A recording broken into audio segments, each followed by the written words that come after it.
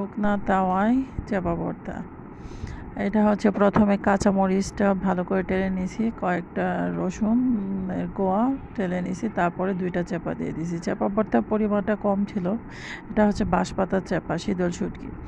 প্রথমে কাঁচামরিচটা হয়ে গেলে চুলার আঁচটা লো হিটে রেখেছিলাম, লো হিটে ভেজে নিয়েছি। তারপরে যখন হয়ে যায় তখন কাঁচামরিচটা বেটে নিই সামান্য লবণ দিয়ে, এতে তাড়াতাড়ি মানে মিশে যায়, খুব ভালো বাটা হয়। তারপরে এটাতে রসুন আর চাপাটা দিয়ে ভালো করে মিশাই। তারপর কয়েকটা কাঁচা রসুন 2-3টা কোয়া ওইটা মিশাই বেটে, তারপরে একটা পেঁয়াজ আধা ভাঙা করে ছেঁচে দিই এই ভর্তায়।